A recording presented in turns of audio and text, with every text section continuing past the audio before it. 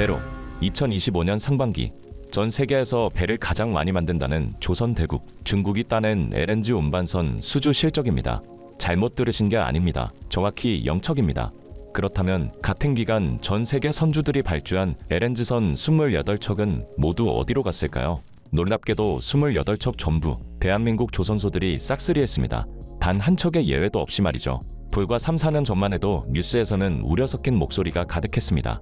중국이 국가의 돈을 쏟아부으며 저가 물량 공세를 펼칠 때 한국 조선업은 위기라는 말이 끊이지 않았습니다.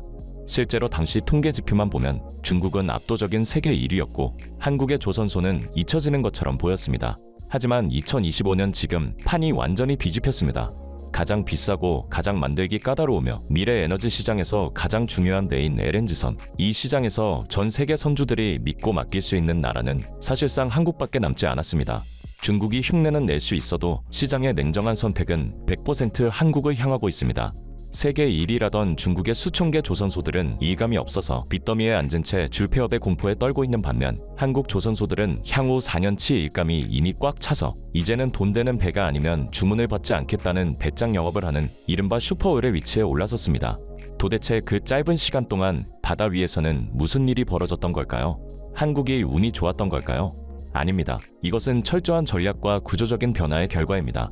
오늘 영상에서는 1600개나 된다던 중국 조선소들이 왜 무너지고 있는지, 그리고 한국은 어떻게 전 세계 바다의 패권을 다시 가져왔는지 그 진상을 아주 깊게 파헤쳐 보겠습니다.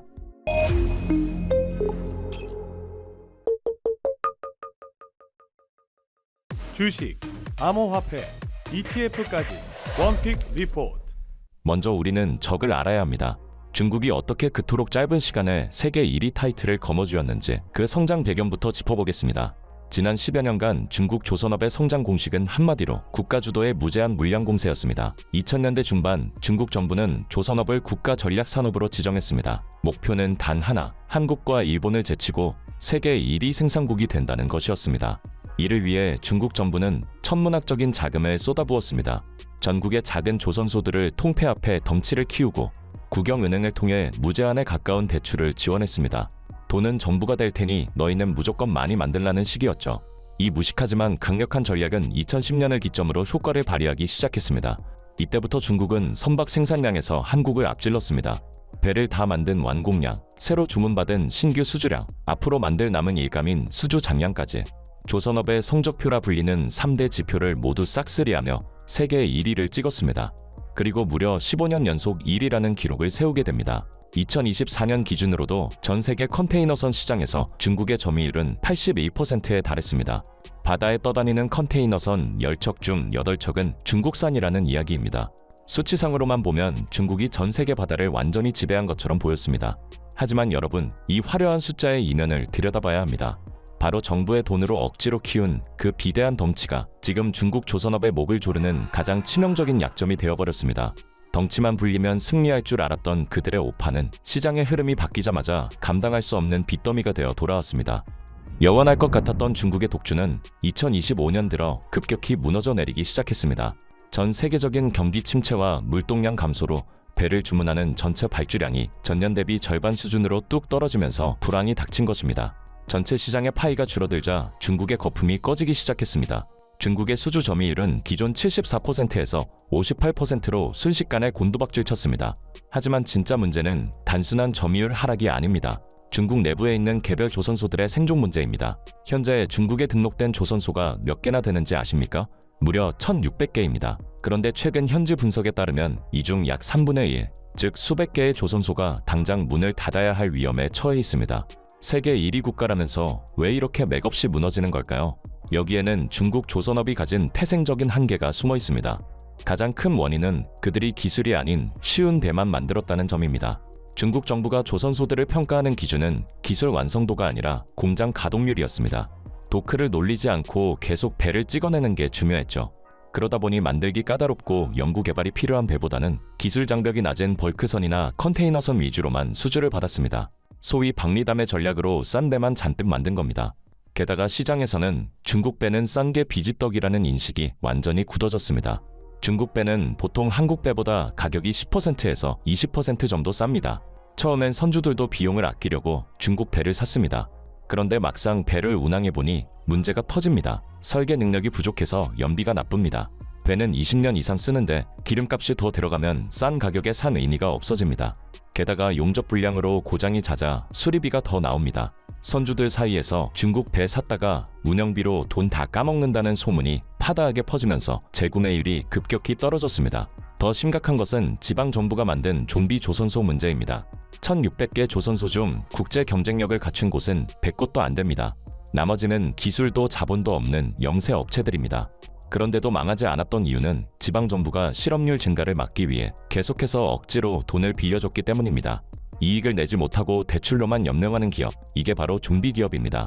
이제 발주량이 줄어드니 이 좀비 조선소들이 중국 조선업 전체의 건전성을 갉아먹으며 거대한 붕괴를 초래하고 있는 것입니다. 이런 내부적인 위기 상황에서 외부 시장의 트렌드마저 완전히 바뀌어 버렸습니다. 환경 규제가 강화되면서 이제 선주들은 그냥 싼 배를 찾지 않습니다. 탄소 배출을 줄일 수 있는 완벽한 기술의 배를 찾습니다. 바로 친환경 가스선, LNG선의 시대가 온 것입니다. LNG선은 천연가스를 기체가 아닌 액체 상태로 운반하는 배입니다. 이를 위해서는 가스를 영하 163도로 얼려야 합니다. 이 기술은 엄청나게 어렵습니다. 아주 미세한 틈이라도 생겨서 외부 열이 들어오면 가스가 기화되어 날아가 버리고 최악의 경우 배가 깨지거나 폭발할 수도 있습니다. 바로 이 지점에서 중국의 기술적 미천이 완전히 드러났습니다. 앞서 말씀드린 한국 28척 대 중국 0척이라는 수주 실적은 단순한 경쟁에서의 패배가 아닙니다. 하이엔드 시장에서의 완전한 퇴출 경고나 다름없습니다. 사실 중국 조선소들도 과거에 LNG선을 수주한 적이 있습니다. 하지만 납기일을 1년 이상 지연시키거나 배를 인도하자마자 엔진이 멈춰 수리를 위해 다시 도크에 들어가는 등 굴욕적인 역사를 남겼습니다. 하루 운항 비용이 수천만 원에서 수억 원에 달하는 선주들 입장에서 언제 고장날지 모르는 중국 배를 쓸 수 있을까요? 절대 못 씁니다. 결국 돈을 더 주더라도 2년 3년을 더 기다리더라도 한국에 주문한다는 공식이 시장에 완전히 박혀버린 겁니다. 이것은 가격의 문제가 아니라 타협할 수 없는 신뢰의 문제입니다. 그렇다면 한국은 중국이 물량 공세를 펼칠 때 무엇을 하고 있었을까요? 한국 조선업은 중국과 정반대의 길을 택했습니다. 저가 수주 경쟁은 하지 않는다. 우리는 오로지 기술로만 승부한다. 한국이 중국과의 격차를 벌리고 시장을 압도할 수 있었던 첫 번째 승부수는 바로 자동화였습니다. 한국은 인건비가 비쌉니다. 인구 감소로 일할 사람을 구하기도 어렵습니다. 중국과 인건비 싸움을 해서는 절대 이길 수 없습니다. 그래서 한국은 그 빈틈을 데이터와 로봇으로 메웠습니다. 삼성중공업은 설계 단계부터 모든 과정을 자동화 시스템으로 바꿨고 하나오션은 스마트 조선소 구축에만 1,600억 원을 투자하고 있습니다. HD현대 역시 사람의 감이 아닌 정확한 데이터로 배를 짓습니다. 예전에는 숙련된 용접공이 하던 위험하고 어려운 작업을 이제는 용접 로봇이 대신합니다. 로봇은 지치지 않고 24시간 일합니다.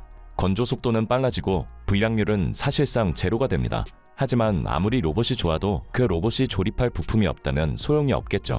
여기서 한국의 두 번째 무기인 부품의 국산화가 빛을 발합니다.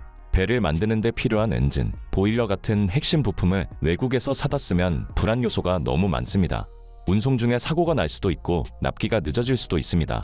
하지만 한국은 다릅니다. 일반 선박 기자재의 90%를 국산화했고 핵심 친환경 부품도 60% 이상을 국내에서 만듭니다. 내 공장에서 내 기술로 만든 부품을 조립하니 납기 펑크가 날 일이 없습니다.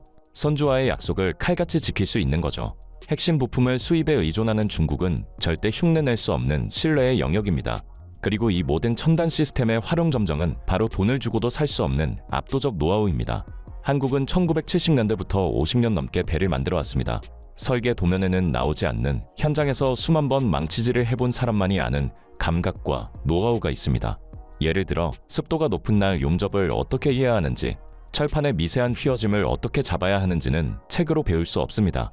최근 전 세계 LNG선 발주의 대부분을 우리가 싹쓸이할 수 있었던 진짜 이유는 기계가 좋아서가 아닙니다.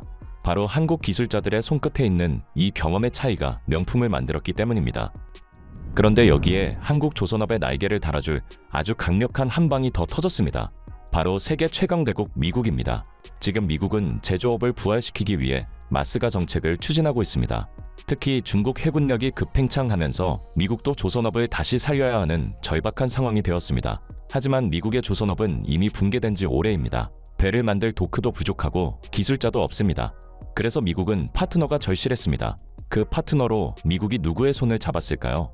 일본도 유럽도 아닌 바로 한국입니다. 최근 한화오션은 미국 필리 조선소를 인수했고 미 해군 함정의 유지보수 시장에 진출했습니다.